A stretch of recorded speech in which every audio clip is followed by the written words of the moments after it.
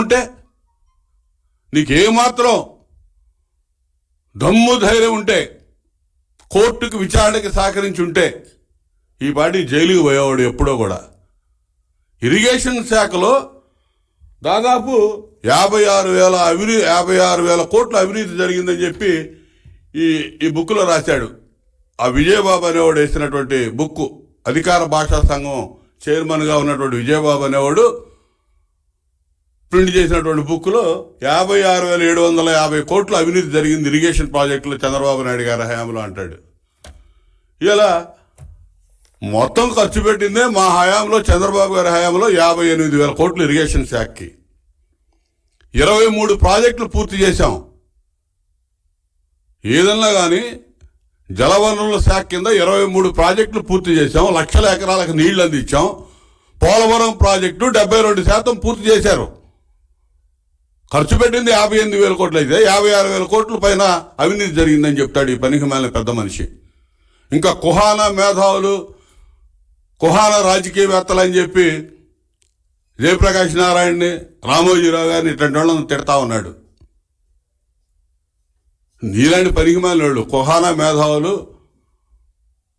నీలాంటి వాడు కిరాయికి తీసుకొని నీచంగా చీప్గా ఇటువంటి పుస్తకాలు రచించి ముద్రణ చేసి రిలీజ్ చేస్తున్నటువంటి ఎన్నికల సమయంలో ఇలా నువ్వు ఒక పనికి మాలిన రాజకీయ వ్యభిచారానికి పాల్పడతా ఉన్నావు.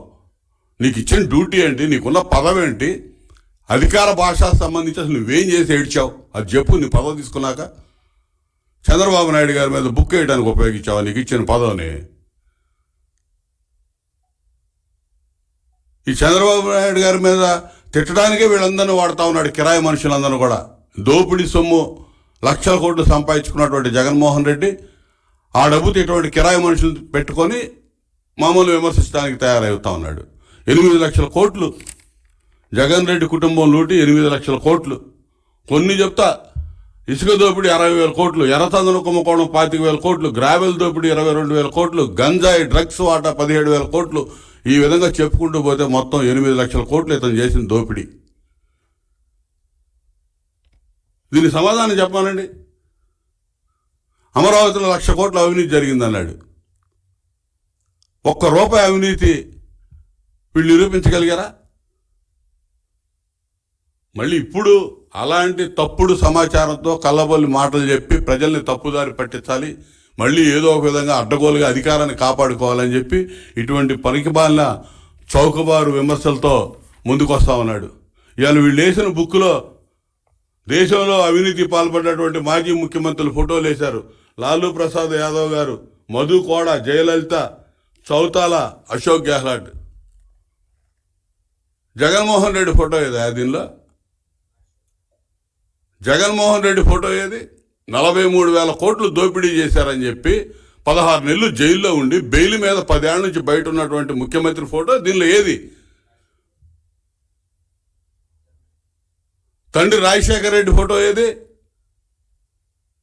A1గా పెట్టించాడు కదా, జగన్మోహన్ రెడ్డి పెట్టించాడు తండ్రిని ముద్దాయిగా. ఎంతకంటే నీచుడు ఎవడున్నాడు? తండ్రిని ముద్దాయిగా పెట్టించినాడు. చెల్లెళ్ళు ఏ విధంగా మాట్లాడుతున్నారో చూసాం. మా బాబాయ్ వివేకానంద రెడ్డి రక్తపు మడుగుల మీద ఈ పార్టీ పునాదులు ఏర్పడ్డాయని చెప్పారు. ఇంతకంటే సిగ్గుమాలిన వ్యక్తులు ఎవడన్నా ఉంటాడా రాజకీయాల్లో అని చెప్పి నేను అడుగుతా ఉన్నా.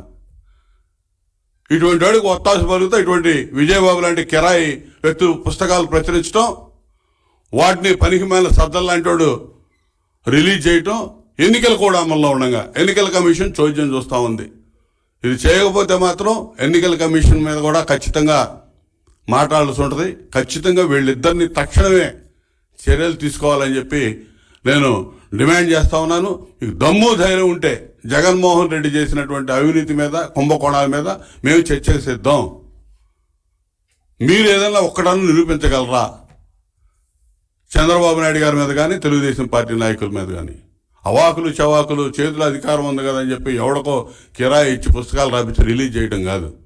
రెండే వేదిక మీద మాట్లాడుకుందాం దమ్ముంటే.